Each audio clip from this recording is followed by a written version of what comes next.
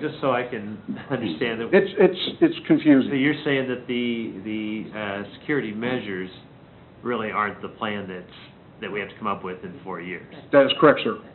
But the security measures such as bulletproof glass really don't, I mean, they prevent the employees from being harmed, but they don't really provide any protection for the person that walks in behind somebody who has, No, sir. you know, who intends to do something. No more than what we have in place today. No, sir. I'd come back to what happened last Friday at LAX. All the security measures in the world didn't protect those people. You have a determined active shooter situation, they can defeat virtually any security measure in an open space. This is not an easy decision, believe me, I understand that. And that's why I'm trying to give you some options here to explore, to look at. I wish it was clear cut, and I wish I could come up here and give you something, A, B, or C, this is what we need to do, and here we go. So if I can ask Ryan another question, then going back to, you said if someone brings, if we don't have a prohibition, but we do have restrictions on employee use,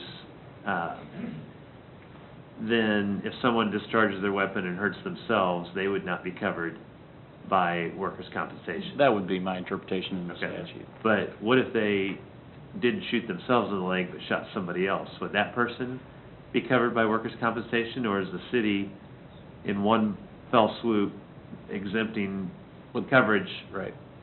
Oh, I'm sorry, go ahead. No, I don't know, is that, how would you interpret that? Well, I suppose it's, if you're talking about an employee shooting somebody else with... Not on purpose. Yeah, just by showing him his gun and it going off, I Okay, mean. right.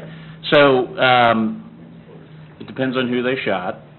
But not another employee. If they shoot another employee, if the law, and I'm not a workers' compensation lawyer, but we have plenty of them in my firm, they just changed the Kansas law on employee violence in the workplace.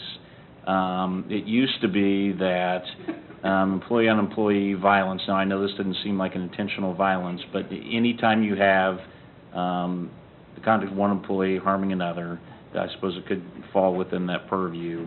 Well, I don't know. If you're the other employee and you're at your workplace and the person discharges their gun, and you're there performing the functions of your job, then that would probably be immune from liability under the statute. That person probably would not get work comp. The injured person? The injured person probably would not get work comp. So, I mean, the way I see this, how this really comes down, I mean, when you were first giving your presentation about, exempt, we would be not exempt from federal Right. tort law, and then I started thinking, well, wow, that's pretty heavy, and then you came back and said, but we also wouldn't be covered if we did allow guns by our insurance company, right?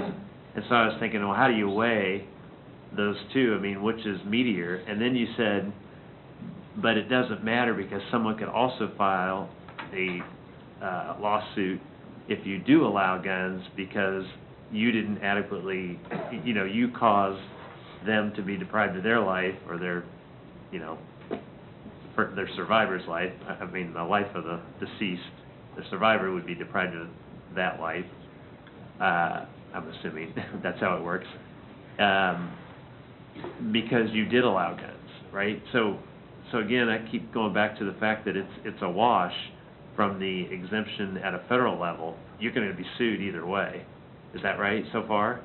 Or you could be sued. You could be sued either way.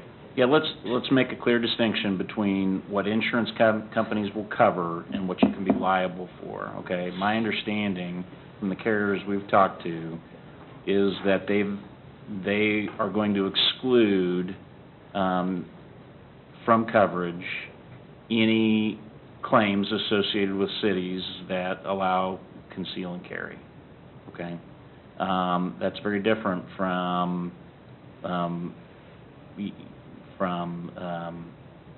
liability. In the context of liability, insurance carriers don't just insure state law claims. They insure both state and federal law claims. So if you either exercise the exemption or invoke adequate security measures and you have an insurance provider who does have an exclusion for for those cities that allow conceal and carry. Those cities who exercise either options, was it B or C, or no, A or C, would have coverage, even though federal law claims might be brought. Did that answer your question? Maybe. What, and A and C again were which options? Go back to that We slide. have six here right Exemption now. or adequate security measures. So you're saying if you choose either of those options, but not the one we're choosing, I mean, we're asked to support tonight, then Which is the 4-year plan.